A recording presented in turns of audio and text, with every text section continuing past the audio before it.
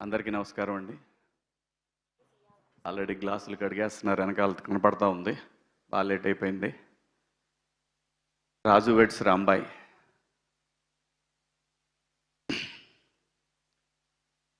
డెఫినెట్గా ఈ సినిమా ప్రతి ఒక్కళ్ళని ఆలోచింపజేస్తని బలంగా నమ్ముతున్నానండి. రియల్ కథలు రియలిస్టిక్గా తీసి డెఫినెట్గా ఒక ఛాలెంజింగ్ అండి. ఈటీవీ చేస్తున్నది ఒక ఛాలెంజింగ్ ఈ కథ. ఇవాళ జనరేషన్లో పల్లెటూర్లలో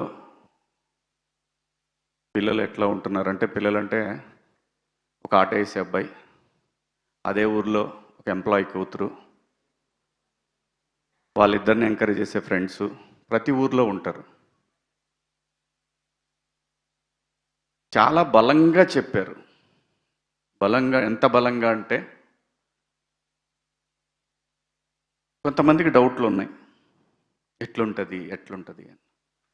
కథని నమ్మి నిజాయితీగా తీస్తే ఏ సినిమా కూడా మోసం చెయ్యదు. ఒక్కోసారి సినిమాలను ఏమంటారంటే, ఓకే పర్లేదు చూడొచ్చులే, క్లైమాక్స్ కొంచెం బాగుంటే. ఇవన్నీ సినిమాల గురించి మన ఎజంప్షన్స్ మాత్రమే. ఆడియన్స్కి తెలిసిన సినిమా వేరే ఉంటుంది, మనం చూసే సినిమా కాదు. అంత రియాలిటీకి దగ్గరగా వచ్చేసారు ఆడియన్స్. కాబట్టే ఇలాంటి కథలు మలయాళంలో చేస్తే 365 రోజులు ఆడతాయి. ఇప్పుడిప్పుడే తెలుగులో కూడా ఆడటం మొదలుపెట్టినని బలంగా నమ్ముతున్నాను నేను. ఈ సినిమా ఖచ్చితంగా అంతే బలంగా ఆడటానికి 100% స్కోప్ ఉంది. ఎక్కడా కూడా సాడ్ ఎండింగ్ లేదు సినిమా.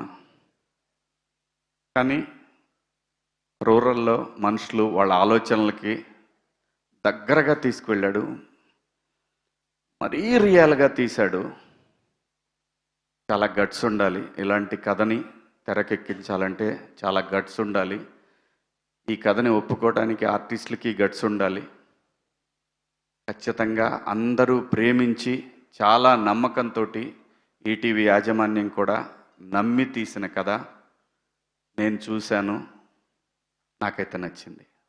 నిజాన్ని చెప్పటానికి, నిర్భయంగా నిజాన్ని చెప్పటానికి కొంచెం సేపు తటపాయింటారించవచ్చు, కానీ నిజమైతే ఇది నిజమైన యథార్థమైనటువంటి ఒక కథ.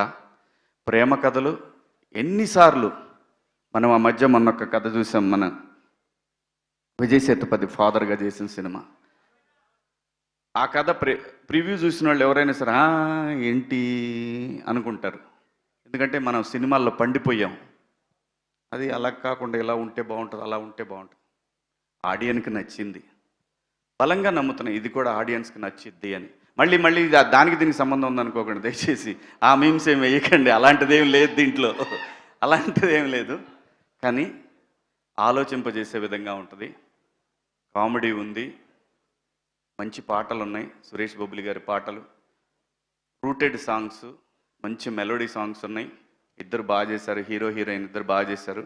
చైతన్య గారు కూడా చాలా బాగా చేశారు. మా బావ ఒక సీన్ చాలా బాగా చేశాడు, అది రిలీజ్ అయిన తర్వాత చెప్తా, మీకే తెలుస్తుంది మా బావ చేసిన సీన్ కూడా. అనితా చౌదరి గారు అయితే అసలు ఎరగొట్టేశారు. ఇద్దరు వైఫ్ అండ్ హస్బెండ్ వాళ్ళిద్దరు. అమ్మ మీరు హీరోయిన్ మదర్గా చేశారు కదా, చాలా బాగా చేశారు. మార్తాండ కూడా బాగా చేశాడు.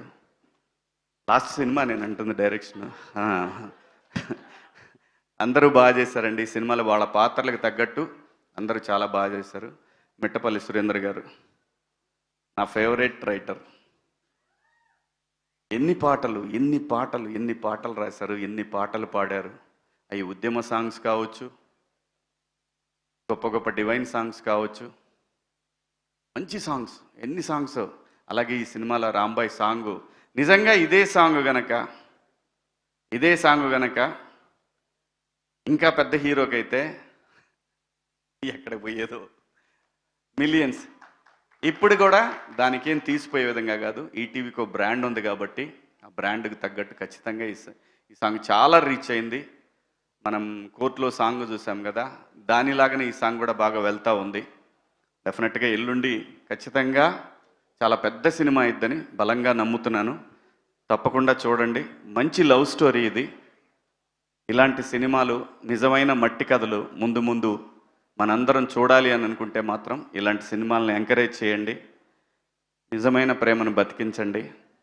అలాగే ఈటీవీ సాయి గారు కానివ్వండి, నితిన్ గారు కానివ్వండి. ఈ నితిన్ గారు అయితే ఎంత ప్రేమించాడంటే ఈ సినిమాని. ఏమంటే అంటే నేను ఇంకో సినిమా చేస్తున్నాను, వీళ్ళ బ్యానరే, నా సొంత సినిమా, నా సొంత ప్రొడక్షన్లో వీళ్ళ కథే. ఏమంటే ఒకసారి రికార్డింగ్స్ సార్, మనది మిక్సింగ్ జరుగుతుంది సార్, రాజు వెట్స్ రాంబాయ్. ఇదేంటండి, అది కూడా మీ సినిమానే కదా. అవును సార్, వస్తాను. ఇది అయిపోయిన తర్వాత అంత ప్రేమించారు, అంత నమ్మారు ఈ కథని వాళ్ళు. చాలా నితిన్ గారు, పర్టికులర్ నితిన్ గారు 2 years నుంచి నాకు చెప్తానే ఉన్నారు, చాలా బాగుంటుందండి, చాలా బాగుంటుందండి ఆ కథని. సో రేపు 21 అందరూ దయచేసి థియేటర్లో కలుద్దాం. దాని తర్వాత వీళ్ళు పిలవకపోతే మనం మన ఇద్దరం సపరేట్గా చేసుకుందాం. ఓకే, థ్యాంక్ యూ అందరికీ. Good night.